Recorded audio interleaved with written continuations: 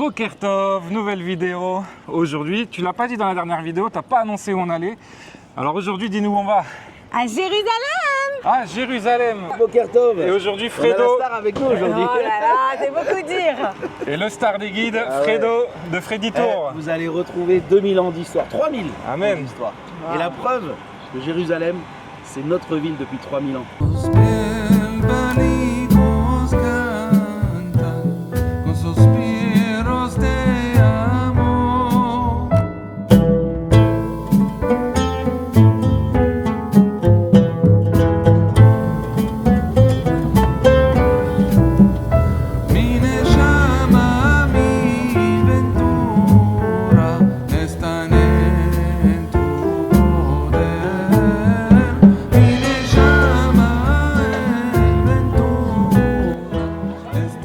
Voilà le petit plus, le grand plus quand tu voyages avec Fredo. C'est les croissants, toujours offerts Et très bon. Hein. et super bons. Donc là, on est à la colline des munitions.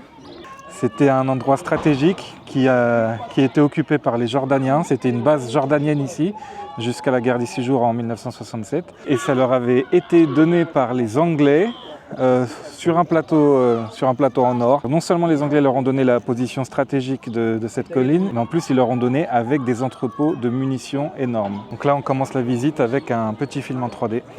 Mais avant, Baruch Ata Adonai Elon Melech Haolam, Boré Mene Mezonot. Amen.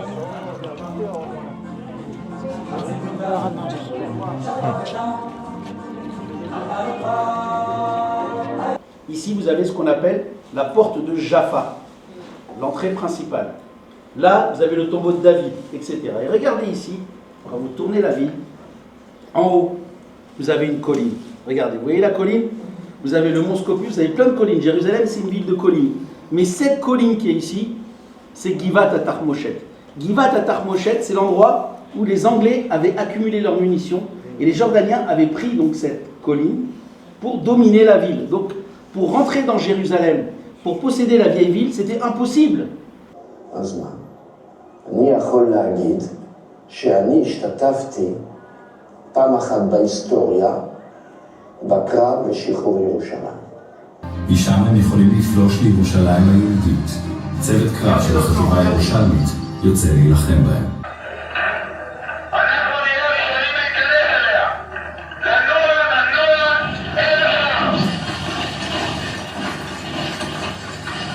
שהוא היה קשוח מאין כמוהו. בוכה בדמעות שהוא לא יכול ככה, יורדות לו. בסוף השיר הוא תופס אותי ככה ביד, פה. הוא אומר לי, זמוש, כחוז, זמוש. אם הסבים שלי היו יודעים אי פעם שאני אגיע הנה, לכותל מערבי בירושלים, צנחן, 1000 פעמים הם היו רוצים לתת את החיים שלהם. רק לדעת שפעם זה יקרה. ותדעו לכם שברגע הזה שאנחנו הנפנו פה את הדגל, כל העם היהודי, כמו שאמרה הסבתא, שכולם דחפים אתכם באצבעות, זה היה אמת לגמרי. כל העם היהודי, שבועות לא היה יכול להפסיק לבכות ולהתרגש מהפלא הזה שקרה לעם היהודי, שהצליח להתרומם מהאפר של השואה על הרגליים שלו ולהגיע הנה ולהניף מחדש דגל ישראל על הכותל. אבא, זה אתה? זה אני וזה סטלפה. C'est le site des combats. Le but, c'est quoi? C'est de combattre et d'arriver jusqu'ici au dépôt de munitions qui se trouve là. Là où se trouvent tous les dépôts de munitions. C'est un miracle, l'histoire. Vous savez, je vous emmenais souvent dans des sites de bataille, des guerres en Israël. Mais là, c'est un miracle. 5 légions jordaniennes, il y avait ici. 5 légions contre 200 soldats ou 300 soldats. Il n'y en avait pas beaucoup. Imaginez-vous des vendeurs de légumes à l'Aude, ou comme il a dit tout à l'heure, ou des gens qui travaillent, des menuisiers dans des fabriques. Et ces gens-là, qu'est-ce qu'ils font? On leur donne une arme et il dit, il faut combattre pour ton peuple. Il faut aller combattre, ça donne les frissons. Ben oui. Tout le monde, tout le peuple juif. Ce que vous avez là ici, les amis, c'est une voiture blindée.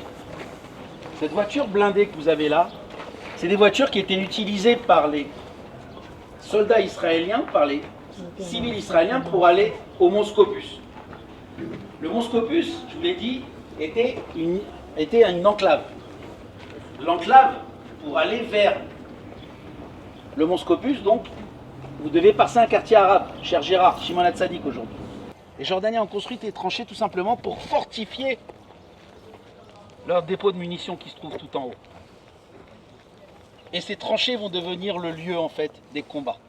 Des soldats qui viennent tout simplement, qui savent que leur mission elle est kadosh, ils savent que cette mission elle va les emmener vers la victoire. Ils sont persuadés qu'ils vont gagner, mais ils continuent, ils se battent jusqu'à leur dernière force pour reconquérir cette colline. Vous pouvez rentrer par en bas et aller marcher dans les tranchées. Vous pouvez marcher. Et là regardez, ici, là voilà, la colline.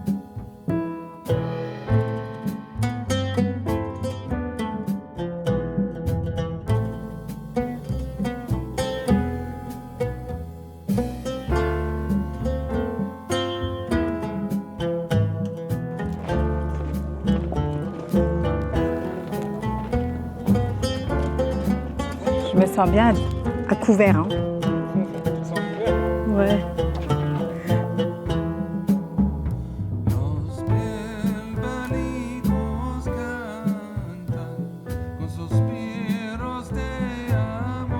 Voilà, ça c'était un bunker. Donc on voit tous les impacts de balles. Hein.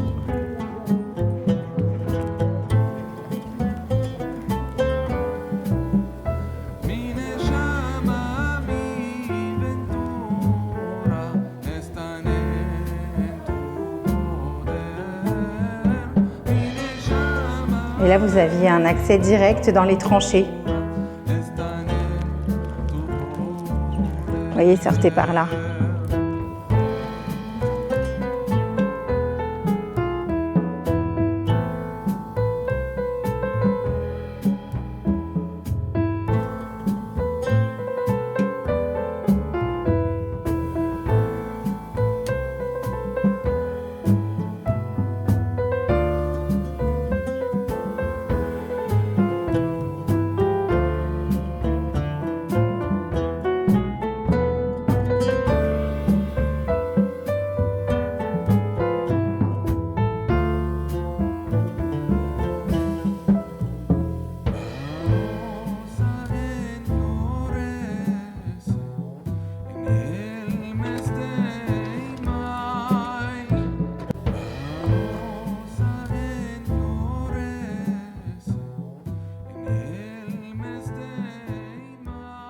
Là, on rentre dans une salle dédiée à tous les soldats qui sont tombés donc pendant la conquête de cette colline, pendant la guerre des 6 jours.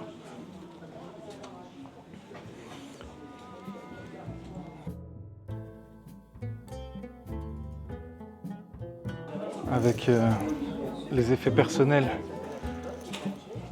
des soldats.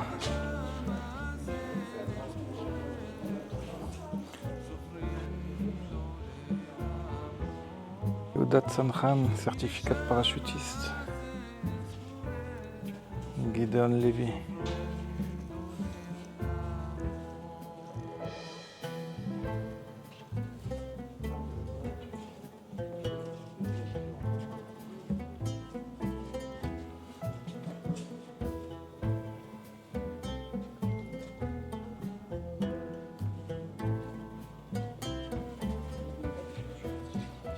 Très émouvant. Voilà, on réalise que ce qu'on a aujourd'hui, c'est grâce à des personnes qui sont mortes pour qu'on puisse l'avoir.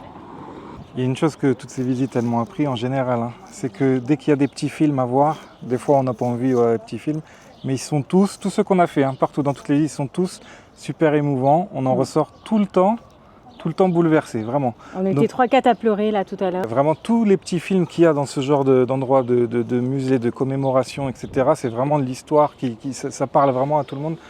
Ça allume un feu en vous, vous vous connectez aux personnes.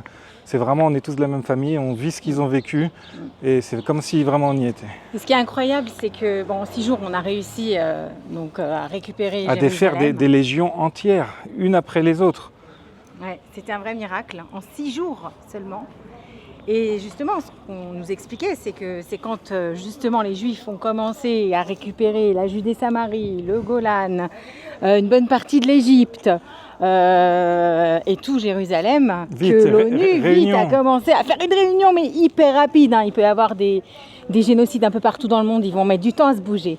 Mais quand les Juifs ont réussi à récupérer leur territoire et même commençaient à récupérer vraiment le territoire biblique, là par contre c'était grosse réunion, attention, arrêtez-vous, cessez le feu. Je sais pas, moi j'ai l'impression... C'est comme aujourd'hui. Qu'on y est encore en fait. Je sais pas ce que vous en pensez. Aujourd'hui, réunion, attention, un Juif a construit un balcon en Judée. Un Juif en Judée, pour eux c'est trop. Méchant colon, blablabla, sioniste qui crée quelque chose en Judée, voilà. Là ça fait le tour du monde. Foutez-nous un peu la paix, quoi. Non, continuez, parce que ça montre que nous sommes vraiment particuliers et que notre histoire est très particulière. Et toute votre haine irrationnelle ne fait que de prouver qu'on marche avec Dieu, parce que c'est surnaturel. Votre bêtise est surnaturelle. C'est la preuve que Dieu existe, c'est la preuve que Dieu est avec nous. Et nos victoires sont aussi miraculeuses. Baruch Hashem. Surtout celle des 6 jours. Celle des 6 jours, mais celle qu'on a vécue récemment, aujourd'hui aussi. La guerre des 12 jours avec l'Iran, la suite de cette année. Chaque missile qui tombe, ou qui ne tombe pas plutôt, est déjà un miracle en soi. Il faut juste savoir regarder. Une vue sur Jérusalem incroyable, incroyable. Alors les amis, on continue avec donc des églises à gauche, des églises commémorant bien sûr Jésus, puisque d'après les chrétiens, Jésus aurait ressuscité ici. Je ne vais pas parler de Jésus aujourd'hui, c'est pas le but, mais il faut quand même raconter une histoire. Pourquoi les chrétiens viennent très nombreux ici? Et ça me fait drôle de ne voir personne, parce qu'il n'y a pas de touristes actuellement. Et de ces endroits qui sont remplis en général de cars venant avec des touristes de tous les pays du monde aujourd'hui, est vide. Regardez le Mont des Oliviers, avec l'église bien sûr Elisabeth Fedorova, l'église russe orthodoxe. Et regardez à droite, on ne le voit pas, ce qu'on appelle Shar HaChamim, la porte dorée, c'est là que le Mashiach va venir, donc du Mont des Oliviers. Vous voyez à gauche, regardez, vous la voyez bien, l'église maintenant russe. Vous voyez en haut l'église de l'Ascension, regardez en bas l'église des Nations, une église aussi vénérée par les chrétiens. L'église russe, elle est en bas. Et en bas, la vallée de Yosefat, la vallée donc, qui sépare le mont Moria du mont des Oliviers. En bas, vous avez donc la vallée, ce qu'on appelle la vallée de Joséphat, mais aussi la vallée du Cédron. Il y avait un fleuve ici qui s'appelait le Cédron, qui longe la vallée. En fait, le Cédron a pour symbole le paradis. Le paradis, c'est le Gan Eden. Voilà. Et regardez le mont des Oliviers, toutes les tombes. Là, on les voit. Ça, c'est les tombes juives, juives uniquement. Et là, vous avez le quartier de Kfar Silvan, quartier arabe, très hostile aussi. Et il faut savoir que certains juifs ont acheté des maisons dans ce quartier. Vous pouvez voir, regardez, des maisons en tuiles, regardez. Oui. Vous voyez ces maisons en tuiles? Oui. Vous voyez, avec les toits en tuiles, regardez. C'est des maisons juives. Ah.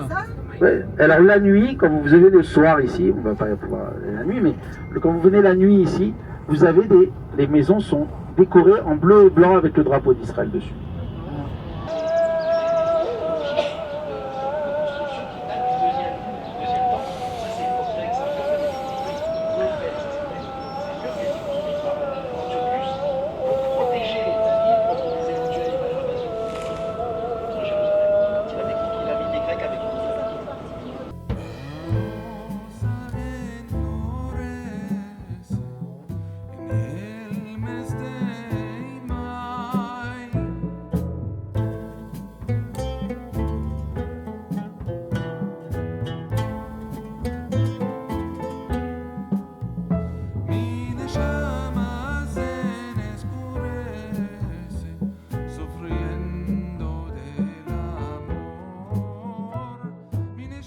Et nous sommes restés soudain pétrifiés.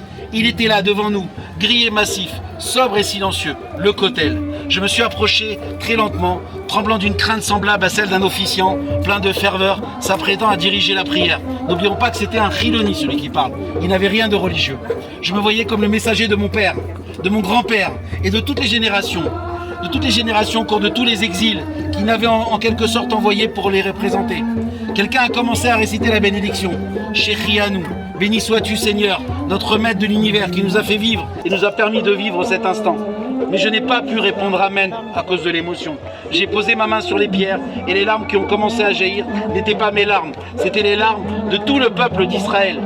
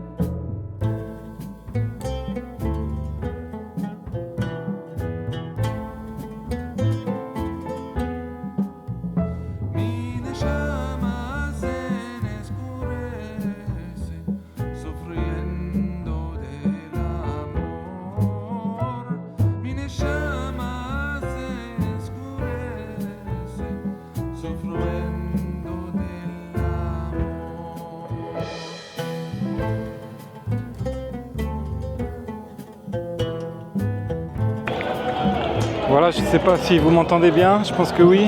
On est au Kotel. Dans la dernière vidéo, on était au-dessus, sur le mont du Temple. Et sur le côté, vous voyez, il y a énormément de familles qui sont là, qui font des prières avec des sifrei Torah, des rouleaux de la Torah. Vous voyez, dans chaque coffre, c'est le parchemin de la Torah. Il y a des enfants qui font leur bar mitzvah, c'est-à-dire leur majorité religieuse, la cérémonie.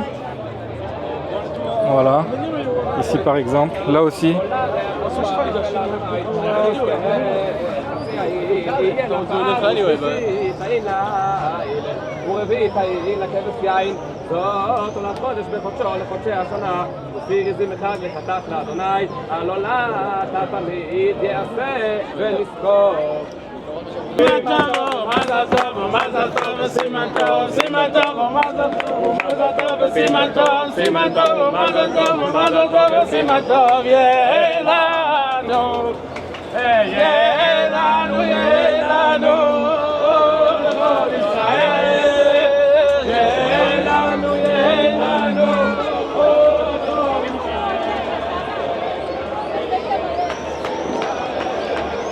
Voilà, vous voyez les femmes du côté droit, les hommes du côté gauche,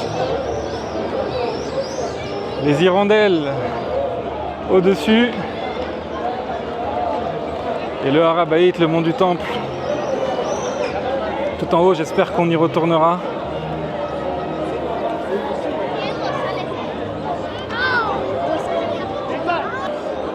Voilà, on va quitter le Kotel, on va rejoindre le groupe, on va continuer la visite, on va aller cette fois-ci à la cité de David, voir les fouilles archéologiques juste à côté d'ici.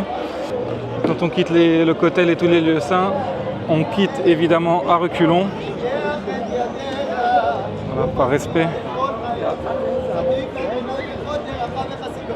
Voilà ce lieu exceptionnel choisi par Hachem. L'endroit que Dieu choisira, c'est marqué dans la Torah, va vers le lieu que je t'indiquerai. Sur le mont Moria, le mont qui se trouve juste au-dessus du mur occidental. Cet endroit particulier. Endroit particulier puisque, comme vous le savez, la terre d'Israël est une terre sainte. Et au sein de la terre d'Israël, Jérusalem est une ville sainte. On monte encore en sainteté. Et dans Jérusalem, évidemment, c'est le mont du Temple qui est encore plus saint. On monte encore en degrés. Et même une fois en haut sur le mont du Temple, vous allez avoir encore des parties où on va grandir encore en sainteté en fonction des lieux. Il va y avoir ce qu'on appelle en hébreu différentes cours. La cour des Israélites, la cour des Kohanim, la cour réservée aux prêtres, aux Kohen. Il va y avoir une salle qui s'appelle le Kodesh et une salle encore plus sainte qu'on appelle le Kodesh HaKodashim, le Saint des Saints. Salle dans laquelle figuraient, se trouvaient les tables de la loi dans l'Arche d'Alliance. Merci Hachem de nous faire vivre ces moments. Et vraiment, aide tous ceux qui veulent venir ici, aide-les à accomplir leurs rêves, à te servir selon ta volonté, selon ta parole, selon ta Torah. Merci à Kadosh Baruch Hu de nous aider à faire rayonner ton nom dans le monde entier. Merci Hachem. Là, on sort de l'endroit du Kotel et vous voyez, on a ici un endroit où on remet les écharpes. Parce que vous voyez, pour toutes les femmes qui n'auraient pas eu les épaules couvertes ou les jambes couvertes comme il faut, on leur passe des petites écharpes pour aller prier au mur. Et après, elles doivent rendre... Tu as dit les jambes couvertes? On met l'écharpe sur la jambe? Bien sûr, si elles ont des shorts, elles mettent les écharpes autour. Ah, ça descend? Bah oui, pour cacher le short. Regarde, voir la mezouza. On a pensé à tout. Donc là, on a la mezouza géante. Et il y a le parchemin dedans.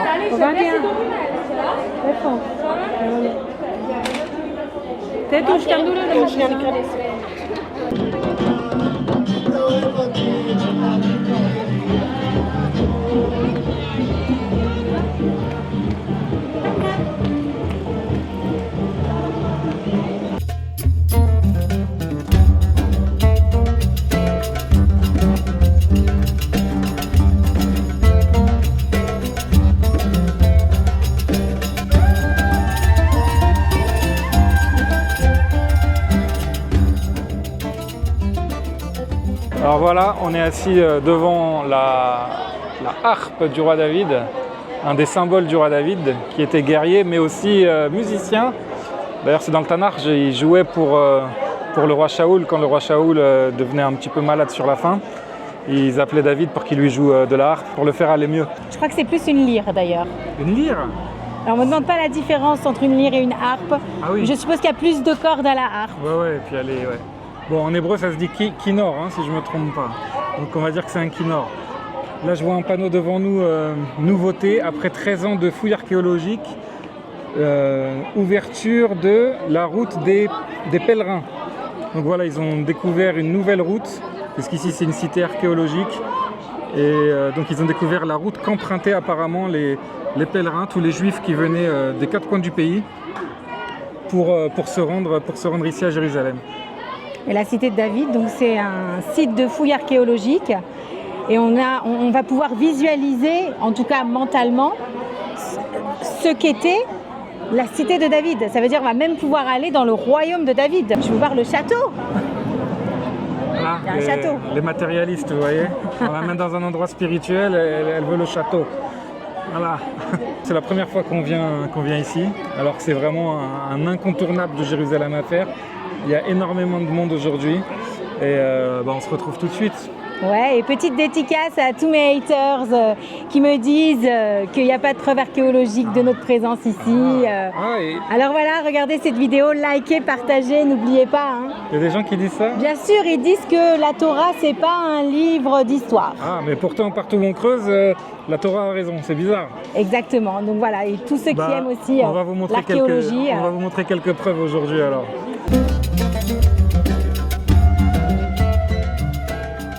Regarde, il y a un panneau là, parce qu'il y a ici le tunnel du roi Ézéchias en français. Hiskiaou, ouais. Alors il y a marqué Gova de l'eau. Et donc vous avez de l'eau jusqu'à la cuisse, quoi. T'as de l'eau, 70 cm d'eau, ouais, jusqu'à mi-cuisse, quoi. On l'a pas encore fait, nous. Mais c'est ça ce matin qu'on disait, une dame elle nous a fait peur qu'on va aller dans l'eau. Mais en fait, parce que c'est ici au même endroit, il y a une visite comme ça qu'on peut faire. Mais il y a plusieurs tunnels, on choisit en fait. Voilà. Donc cette fois-ci, ça sera sans l'eau, peut-être la prochaine fois avec de l'eau. Obligé la prochaine fois. Et des vêtements adéquats. Regarde qu'est-ce qu'il y a là. Petit magasin souvenirs. Tous les Khayalim qui sont partis pendant les derniers combats depuis 2 ans. Oh, ça c'est beau ça.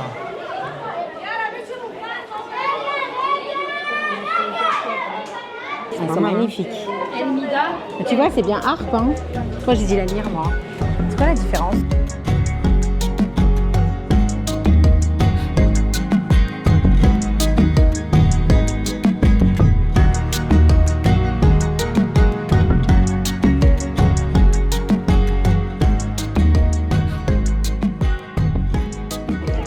Donc en face de nous, c'est le quartier est de Jérusalem. Juste à gauche, vous avez le Mont des Oliviers, le plus ancien cimetière juif du monde, hein, je pense, on peut dire du monde. Il a fallu attendre 1967 pour pouvoir entreprendre ces fouilles archéologiques, puisqu'il a fallu récupérer cette partie de Jérusalem de la main des Jordaniens.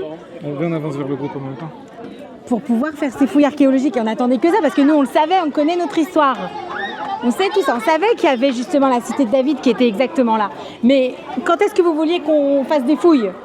Il faut être souverain pour pouvoir faire ça. C'est pas les Jordaniens qui nous auraient dit « Allez-y, prouvez que vous étiez là avant nous ». Encore aujourd'hui, il y a beaucoup d'endroits qu'on a dans les mains, qu'on voit de nos yeux et qu'on n'a pas le droit de fouiller à cause de je ne sais pas quelle organisation onusienne. En tout cas, voilà, c'est les prochains combats de nos générations à mener, récupérer tout notre patrimoine. Tu remontes pour la peine. Tu mérites de me remonter parce que tu as oublié d'ouvrir la caméra. Voilà, c'est pas possible. Hein. Il oublie tout. Voilà, il vous met directement dans le bain. Non, d'abord, il faut descendre par l'échelle. Voilà, c'est reparti. Donc, vous voyez, on ne descend pas dans le métro. On descend dans l'histoire.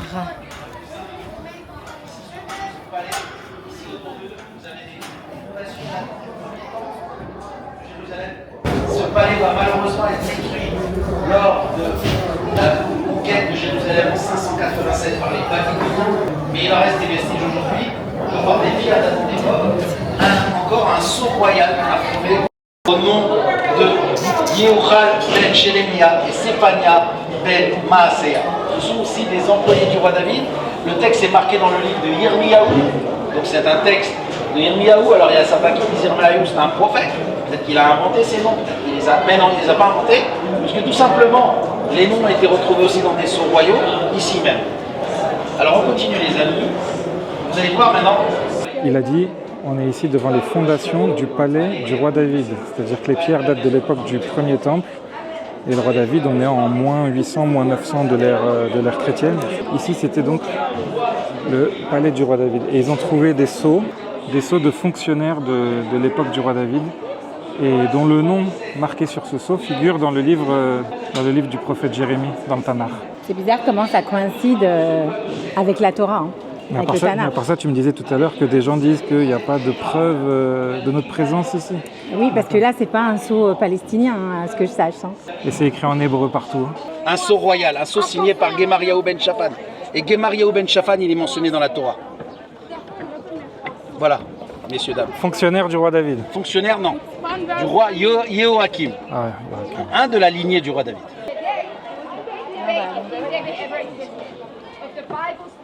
Bon alors en fait il a fait une petite précision, c'est qu'ici les pierres devant lesquelles on est, ce mur là, jusqu'en haut, ça date de différentes époques. Il y a des pierres qui datent de l'époque du roi David, donc on est en moins 900, vers moins 900.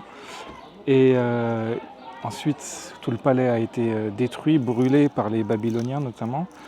Et quand les Juifs sont revenus de Babylonie, donc notamment avec Ezra et Néhémie en français, Nehemia, il y a eu une reconstruction et une rénovation. Donc c'est les pierres supérieures qui, elles...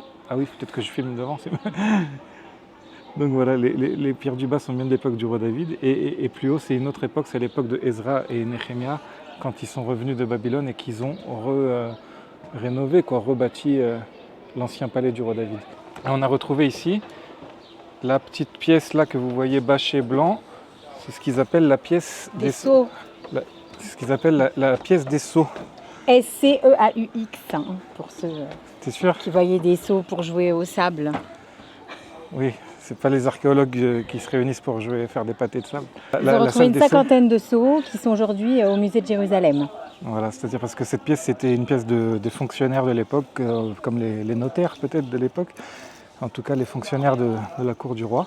Ils ont retrouvé énormément de pièces, voilà, de sceaux.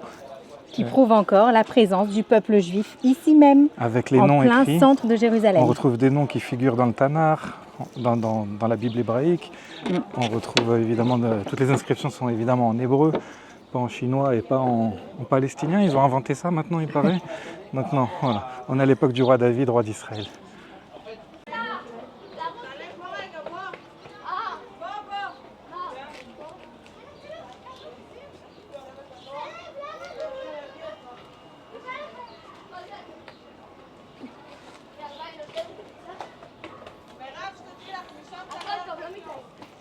Et tu vois le panneau devant, donc ils font des spectacles nocturnes en même temps.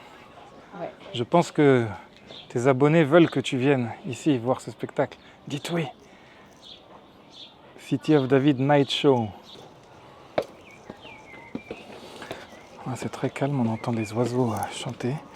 Les jardins sont très beaux, les pierres sont magnifiques. C'est vraiment paisible quand je me tais.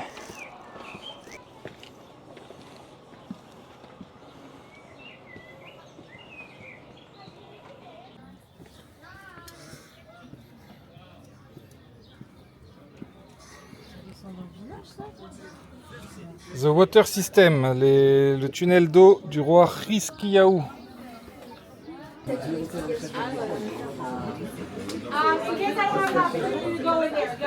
Là c'est l'entrée pour aller dans le bassin d'eau. C'est pour ça qu'ils sont tous en maillot de bain là. Ouais. Et là tu vois en face là, en bas des maisons, tu vois les pierres et tout. Tu vois ou pas là par exemple hein. Là-bas aussi à gauche, tu vois que c'est bâti sur des pierres de la même époque que là où on est ici. Tout ce quartier là. En fait, on voit les différentes pierres avec leurs différentes époques. Il y en a des plus vieilles que d'autres. Des plus grosses, des plus petites au-dessus, les couches supérieures. Mais tu vois vraiment en bas les fondations des maisons qui sont construites sur vraiment la même époque. Comme le mont des Oliviers qui est à gauche, là, où il y a le cimetière juif. Et là, on voit vraiment bien la vallée en bas. Là. Il y a un chemin. Je vais baisser la caméra. Il y a un chemin à gauche, là, voilà. La vallée au pied des deux montagnes. Là. Voilà le Beth Amikdash, le palais du roi David.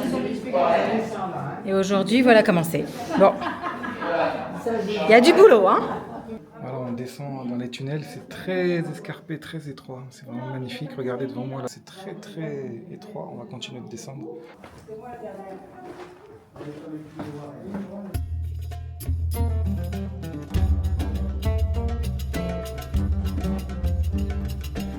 On continue la descente, on n'arrête pas de descendre. Je ne sais pas à combien de mètres de profondeur on se trouve. On entend de loin le cri des jeunes écoliers qui sont dans le tunnel d'eau du roi Hiskiyahu. Donc vous savez, on a vu qu'il y avait 70 cm d'eau là-bas. On le fera une autre fois, Bezrat Hashem, avec l'aide de Dieu. Et donc on les entend là en train de s'éclater. C'est un truc de ouf. Je suis dans la cité de David, qui est une cité souterraine, si vous ne le saviez pas. Et je suis toute seule, je vais essayer de rejoindre le groupe que j'ai perdu. Mais c'est extraordinaire de se retrouver là comme ça toute seule, dans un endroit qui devait être ultra bruyant à une époque, assez lointaine certes.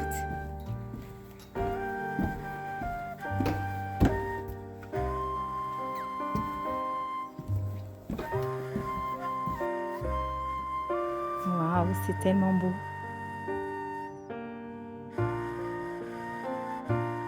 Eh oh! Les rois de Judée étaient oints ici, dans les sources du Gihon. Vous voyez ce dessin? C'est ça, c'est ici qu'étaient oints les rois. C'est exceptionnel, c'est là qu'ils étaient intronisés.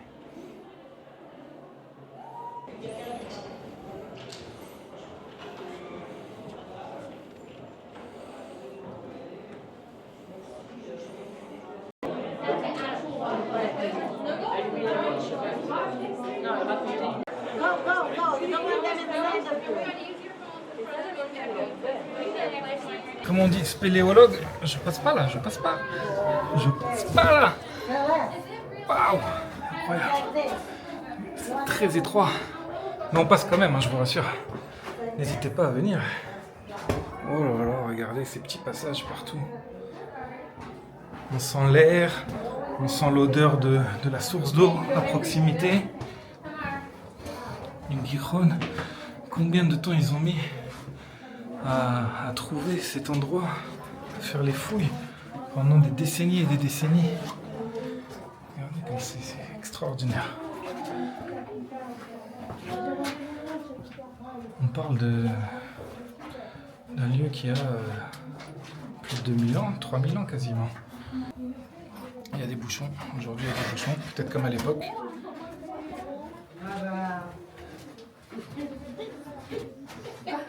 Je m'étonne que mon mari soit passé de ce côté. Son ventre, il est passé. C'est bizarre, il n'est pas coincé quelque part dans une galerie. Non, c'est hyper étroit. Hyper étroit. On est penché, on est en diagonale. Le sac à dos frotte partout. Moi aussi, je frotte partout.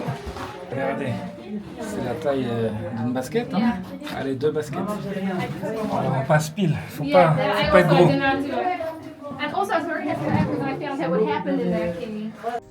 Non mais ce qui est horrible, non, c'est vraiment très flippant parce que je suis quand même claustrophobe et je suis toute seule au milieu de nulle part enfermée et j'ai de la roche partout autour de moi. On va pas faire une crise d'asthme maintenant quand même, je manquerai à mes followers. Il y a de l'eau, ça peut pas s'écrouler, on est d'accord? Non mais quoi, les gens ils sont passés par là? Il y avait marqué que c'était le passage Yavesh, genre sec. On nous aurait menti? Non, c'est quoi ça? Super le truc en bois. Il y a quelqu'un?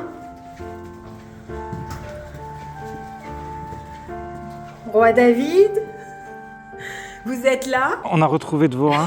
Oui, parce que j'étais pas perdue, mais comme j'avais besoin de réseau avec mon téléphone, donc j'ai dû rester derrière. Et après, j'ai voulu rattraper tout le monde. Mais allô, comment il est passé dans les tunnels, lui, avec son gros bidou, là? Ah, j'ai filmé que j'avais du mal à passer. Indiana Jones, j'ai fait. J'ai dit, mais c'est pas possible, il est pas passé par là. Regarde, ils habitent sur les fondations anciennes, là, d'il y a 3000 ans. Il y a des maisons juives, des maisons arabes. Et le quartier en face, pareil. C'est le quartier de Silouane. Bon, c'est un quartier de Jérusalem côté est. Et donc, vous voyez les maisons avec un toit en tuiles, il a dit. C'est les constructions juives, c'est des maisons qui ont été achetées par les juifs et donc ils reconstruisent, ils mettent des tuiles. Et moi, je trouvais qu'il n'y en avait pas beaucoup. Pas assez en tout cas. Ouais, tiens, il y en a, il a mis la coupole comme le dôme doré, là, au-dessus de sa maison. Et là, voilà, une ancienne grue. Je ne sais pas de quelle époque, mais toujours aux alentours de moins 900, voilà, entre moins 700 et moins 1000, quoi. Il y a un beau drapeau d'Israël là-bas. Oh, incroyable. Ah ouais. Vous voyez là, par exemple, là, avec la maison de tuiles, on voit le drapeau d'Israël flotter. Voilà. Très beau quartier, l'emplacement il est exceptionnel. À 200 mètres de la cité de David, de l'ancien palais du roi David. C'est un quartier extraordinaire. Là, ici, il y avait une piscine. C'était un réservoir d'eau. un réservoir d'eau immense qui faisait pratiquement la taille de la piscine olympique de Paris. Un endroit incroyable. À cet endroit-là, les pèlerins, ceux qui venaient au Beth Amikdash, venaient se baigner ici pour se purifier. On va aller maintenant remonter vers la rue hérodienne et voir la rue telle qu'elle était à l'époque du Beth Amikdash. Impressionnant, non? On a ce qu'on appelle la route du pèlerinage. Les Juifs, la famille Koskas, la famille Cohen, la famille Tayeb, la famille Lévi, la famille Malka, la famille Belaïch, toutes les familles viennent en Israël, viennent au temple pour faire les pèlerinages. Les 3 pèlerinages, Shavuot, Sukkot, Pessah. Et ce qui est important, c'est que d'abord, avant d'aller au temple, il faut se purifier. Le mikvé. Le mikvé, c'est quoi? C'est la piscine de Siloé. Une piscine extraordinaire. Une piscine où les hommes et les femmes, bien sûr, de manière stricte, vont se baigner. Il y a des horaires, comme toujours. Mais ce qui est important, c'est que chacun va se purifier. On se purifie, après, on remonte la rue pour aller en plein air. Je précise bien en plein air. Là, c'est ouvert, parce qu'il y a le quartier qui a été construit par-dessus. Mais à l'époque, c'était en plein air. On va aller au Beth Amikdash. Les amis, on va refaire le chemin des pèlerins. C'est la première fois que je fais avec un groupe, avec ce groupe que j'adore. Tout le monde est gentil. Vous êtes les premiers, chez Rianou Vegianou Lazmanazé. Et je n'oublierai pas. Et je suis extrêmement, encore vous allez dire, il va pleurer. Non, mais je ne pleurerai pas. Je serai calme. Je suis extrêmement ému d'être là. Voilà. Alors regardez les amis. Vous vous rappelez les 3 portes tout à l'heure? Les avions murés et les 2 à côté. Ça c'est pour la sortie et ça c'est pour l'entrée. Ce qu'on appelle Sha'arei Hulda. Ça c'est ce qu'on appelle la porte de Richardson. L'arc de Richardson. C'est donc l'arc qui nous mène aussi vers le temple. Il y avait beaucoup d'entrées pour aller au temple. Le but c'était d'arriver à côté et de donner son nom et de donner son offrande au Kohen Gadol. Là on est là, on est ici.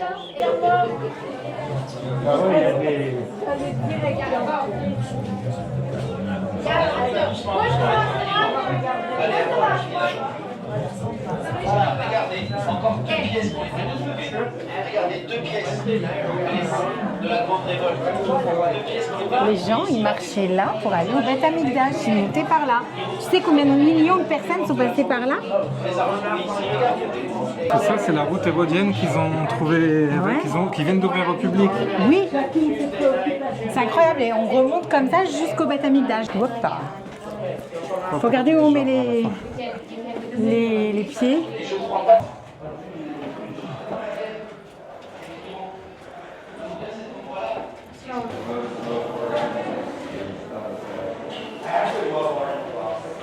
Ce qui est magnifique, c'est de voir l'évolution, comment on continue de creuser, de reconstruire, de rénover. Vous imaginez le mec qui a retrouvé cette pièce? Incroyable. On y va les amis.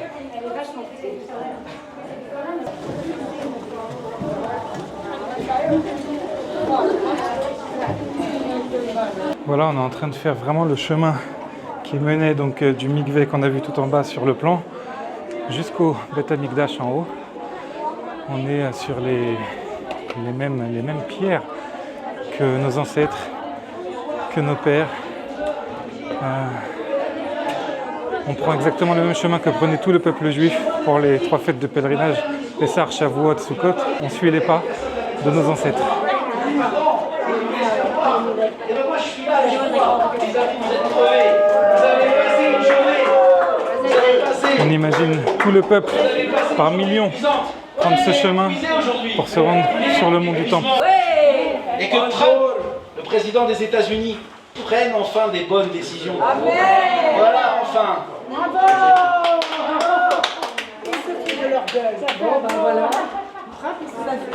Allez. Le podium, voilà. Podium qui a 2000 ans. Voilà, donc Fredo, notre guide, nous a fait un petit discours en direct du petit podium qui servait à l'époque déjà à faire des annonces au peuple qui marchait le long de cette avenue, j'allais dire. Ouais, je vous remonte le plan. Partez du bassin ici, on se trempait au mikvé et on montait ici comme ça, tout en haut. Voilà, jusqu'au mont du Temple, jusqu'au Beth Amikdash. C'est carré ici, c'est mieux.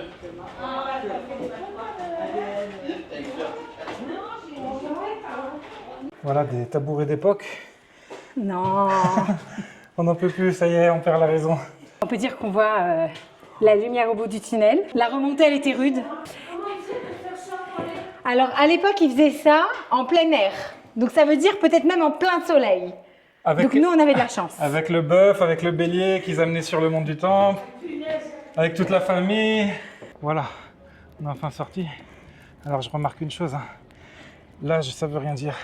Il y a des personnes âgées qui sont loin devant nous, mais loin. Devant toi? Devant nous, on est ensemble. On est ensemble. Moi, je t'accompagne. Voilà, l'important, c'est dans la tête, d'avoir 20 ans dans la tête. Alors voilà, elle expliquait tous les petits seaux là qui sont accrochés. C'est les archéologues, là, tous ceux qui font des fouilles. Dès qu'ils trouvent quelque chose d'intéressant, ils mettent dans les seaux et ils envoient aux archéologues pour dater, pour authentifier. C'est-à-dire que les fouilles continuent encore en ce moment. La remontée, elle était tellement rude, en plein soleil. Il faut savoir qu'il fait au moins 32 degrés. Je sais, je vous fais toujours un petit point météo, mais j'ai l'impression que j'ai pris 20 ans là. Mais physiquement et moralement aussi. Mon héros est revenu avec une bouteille de Coca Zéro. Alors c'est toujours impressionnant de parcourir comme ça notre histoire, d'avoir l'histoire de nos ancêtres, de parler de leur vécu, de ce qu'ils ont fait, etc. C'est pas quelque chose qu'on peut faire en France, c'est pas quelque chose qu'on peut faire dans les terres d'exil. Ah, notre histoire à nous, des Hébreux. Notre histoire à nous. La cité du roi David, le Mikvé, le Beth Amikdash, tout ça, ça parle à tout le monde.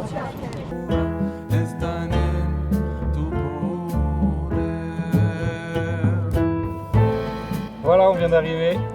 Il y a 1 heure qu'on a fait la vidéo. On n'arrive pas à faire la conclusion. On est trop émotif.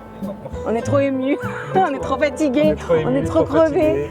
Voilà, non mais tout ça pour dire qu'on a passé une super journée et tout ça pour confirmer à quel point le peuple juif était là il y a plus de 2000 ans. Donc, a toujours été là et sera toujours là. Exactement, on a récupéré nos terres, Baruch Hashem. J'invite tous les juifs à faire ce genre de tioulim, ce genre d'excursion parce que c'est vraiment nous renforcer. On revoit l'histoire avec la cité de David, avec le Beth Amikdash, etc. Donc c'est magnifique. Faites-le accompagné d'un guide qui connaisse bien les histoires, qui connaisse toutes les anecdotes, tous les quartiers, chaque pierre. Qui vous explique tout, c'est obligatoire de faire ça avec des personnes expérimentées. Sinon, vous passez à côté de 90% de ce que vous avez sous les yeux. Voilà, on vous laisse avec ce magnifique coucher de soleil en face de nous. Et puis, on vous dit à bientôt pour le prochain voyage. Je crois qu'il est déjà booké, on vous dit pas ce que c'est. Ah oui, la prochaine vidéo? Ah bah je vous le dis quand même, c'est pas grave. On va faire de la Jeep dans le désert. Alors à très vite et abonnez-vous.